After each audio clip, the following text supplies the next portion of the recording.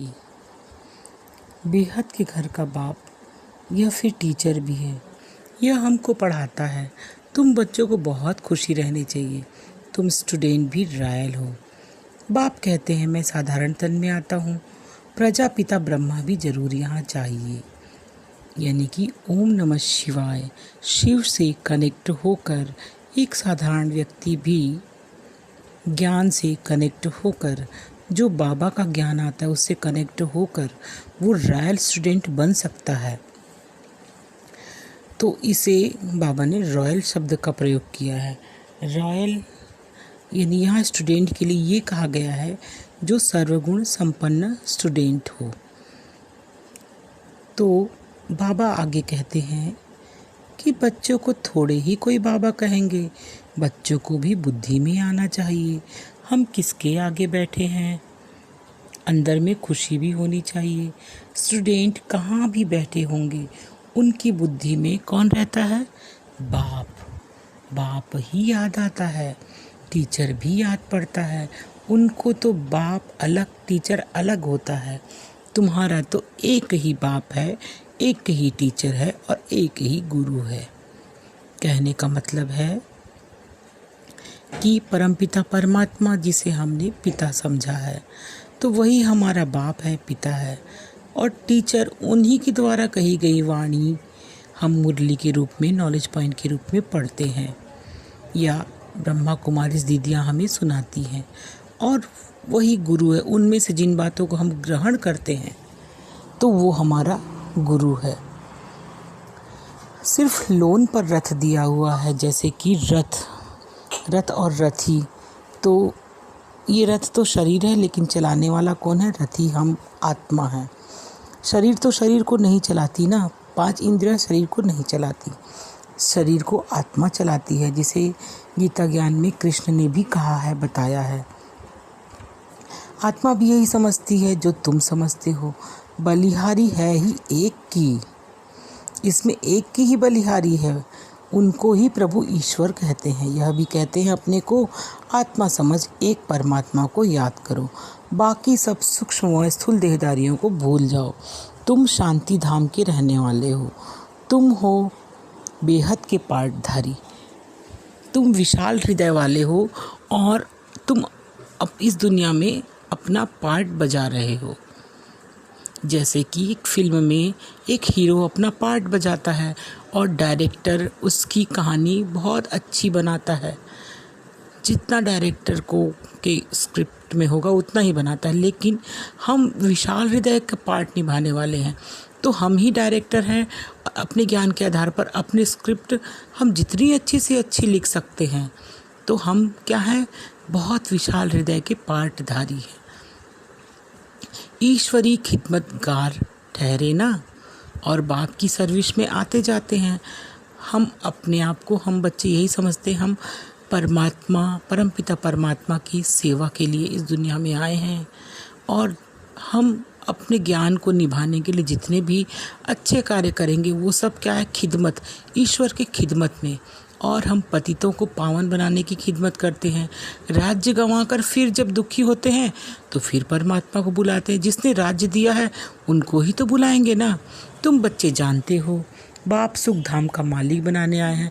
दुनिया में किसको पता नहीं है, तो सब भारतवासी कैसे हो गए?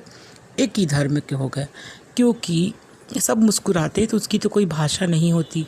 जब लोगों की मदद करते तो उसमें भी कोई भाषा, धर्म, जाति नहीं होता। यह है ही मुख्य धर्म। इसलिए जरूर जब ना हो तब तो बाप आकर स्थापना करे। बच्चे समझते भगवान जिसको सारी दुनिया, कोई अल्लाह कहते हैं भगवान को, कोई गॉड कहते हैं। तो यहाँ ये सभी युगों युगों में अपने अपने समय पर आए हुए हैं। कभी अल्लाह आए, कभी गॉड आए, तो और कभी कृष्ण आए। तो ये सब तो अलग अलग समय पर स्थापना होती गई। देवी देवताओं की भी होती गई। तो देवी देवता नमा कहते हैं, और उन्हीं को हमने ईश्वर या भगवान भी कहा है और उनकी पूजा भी की है। और ऐसा भी कहा जाता है कि 16 कलाएं थी पहले, अभी 16 कलाएं नहीं हैं। क्योंकि देवी देवताओं के पुराणों में जब हम सब पढ़ते हैं तो हमें लगता है उनके पास कितने सारे सद्गुण थे। आज हमारे पास वो सारे सद्गुण क्यों नहीं हैं? तो इसका मतलब है जैसे जैसे हम बुराई में चलते गए, हमारे अंदर की सारी कमजोरियां सामने आती गई, और उसे कहते हैं कलाएं कम हो जाना। और यह है पुराने से पुरानी दुनिया। फिर हम नई दुनिया में जाएंगे। हम नई दुनिया में जाते हैं तब तो बच्चे कहते हैं, तब उसे हम कहते हैं कि नर से नारायण बनेंगे। कथा भी हम सत्यनारायण की सुनते हैं, प्रिंस बनने की कथा तो कोई नहीं सुनता।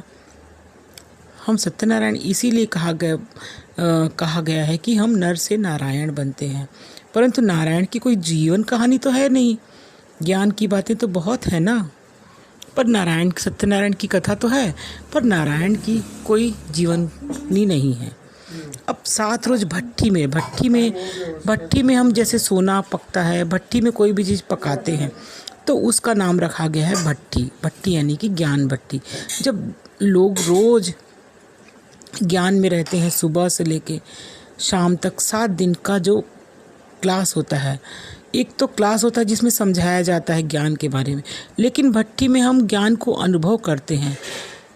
तो यहाँ तो 7 दिन तक भट्ठी में रहने के बाद ही कोई व्यक्ति अपने सद्गुणों को अच्छी तरह जीवन में ले आता है।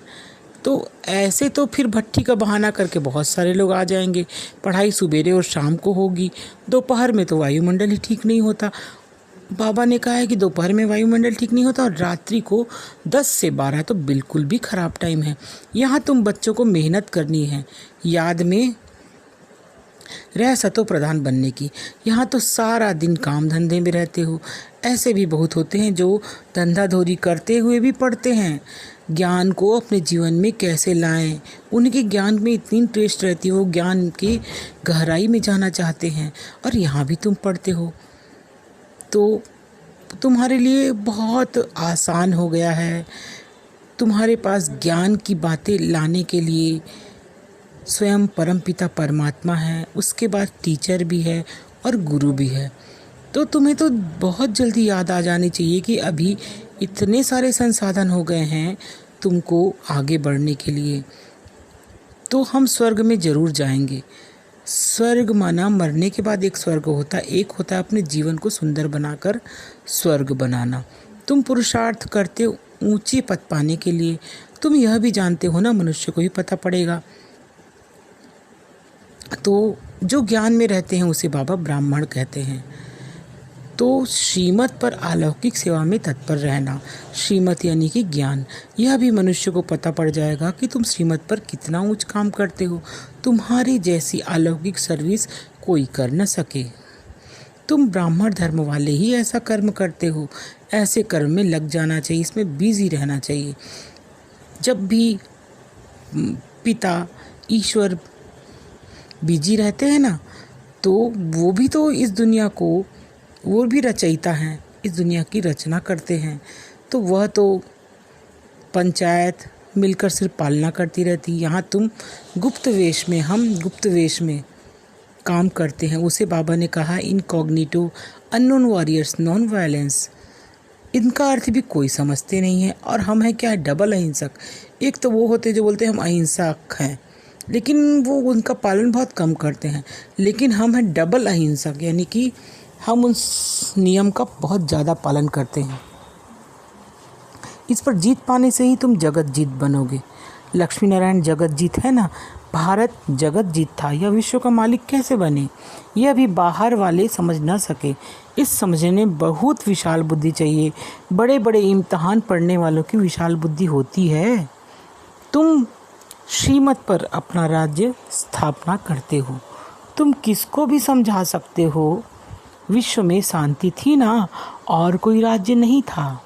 स्वर्ग में शांति नहीं हो सके। बहिश्त को कहते ही हैं गार्डन ऑफ अल्लाह। सिर्फ बगीचा थोड़ा ही होगा, मनुष्य भी चाहिए ना।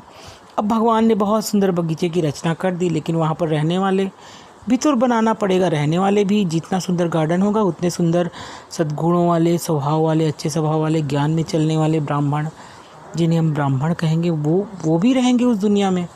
अभी तुम बच्चे जानते हो हम बहिश्त के मालिक बन रहे हैं। कितना नशा रहना चाहिए।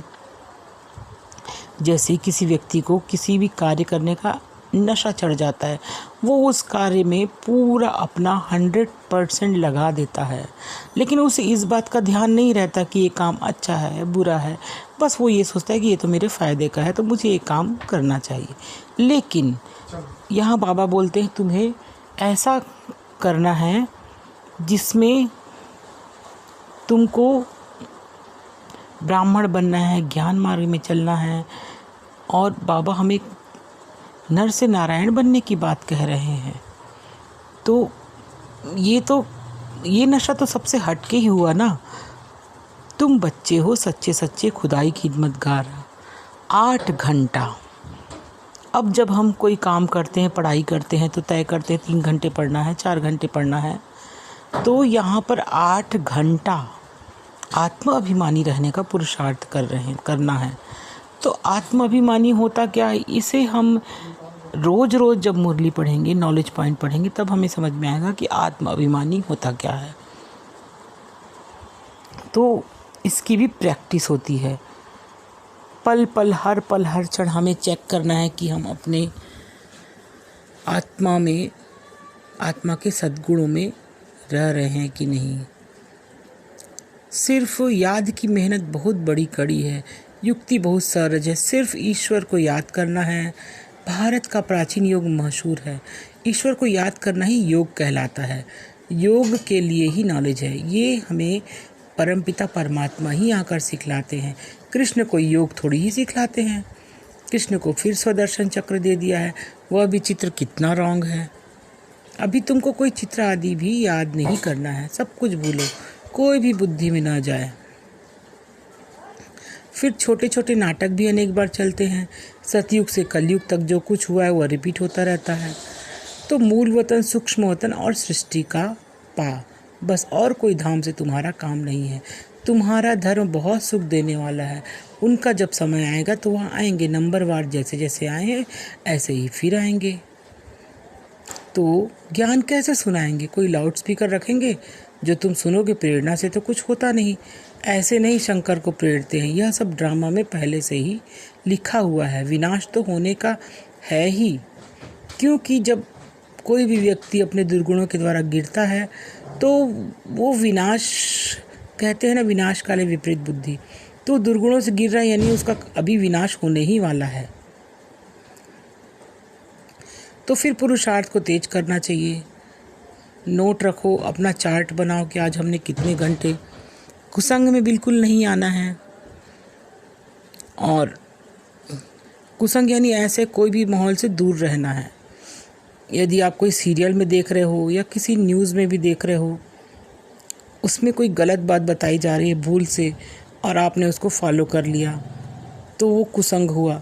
तो कुसंग में आने के लिए आपको बहुत मजबूत बनना पड़ेगा। इसलिए कुसंग से दूर ही रहें। ये समझ होनी ज़रूरी है हमारे मन बुद्धि में कि कुसंग क्या है और सत्संग क्या है। आजकल लोग ऊपरी बनावट बाल बना लेते हैं और बस अपने आप को, तन को सुंदर सजा लेते हैं और उसी को ही अपना इमेज बनाते हैं, उसी को ही अपना सभी कुछ समझते हैं। पर ऐसा बिल्कुल भी नहीं है। आपने क्या पहना है इस पर बहुत कम ध्यान देना है। आपके अंतरात्मा से क्या आवाज़ आ रही है, आप क्या बोल रहे हैं, इस पर हमारा ज़्यादा ध्यान होना चाहिए। तो आज धारणा के लिए यानी कि अपने अनुभव में लाने के लिए बाबा ने 2 प्रमुख बातें कही हैं कि हमें शरीर के बारे में, अभी जैसे जो मैं बताई कि हम सजे संवरे इसी में ही अपना 3 घंटा 4 घंटा इन्हीं विचारों में दे देते हैं।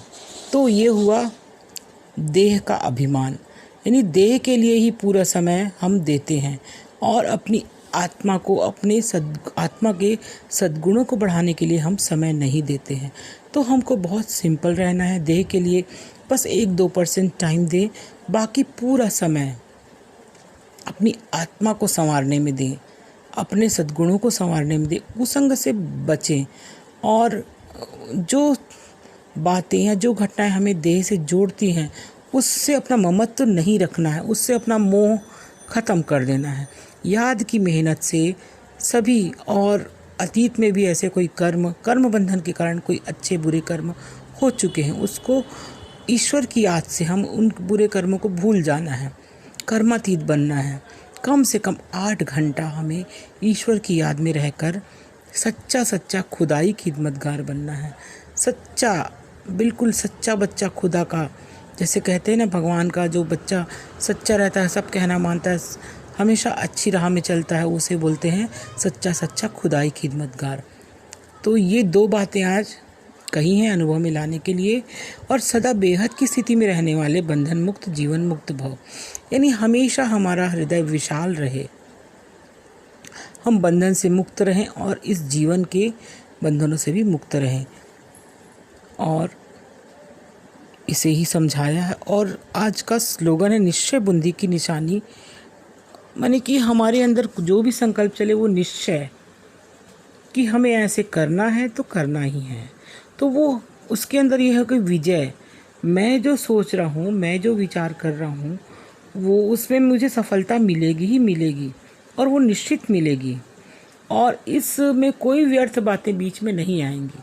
और ये हमारे अंदर, ये हमारा स्लोगन होना चाहिए कि निश्चय बुद्धि की निशानी, निश्चित विजयी और निश्चिंत।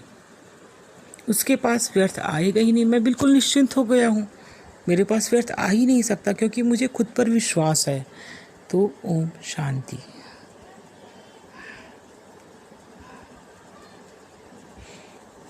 इसको चलाएं कैसे?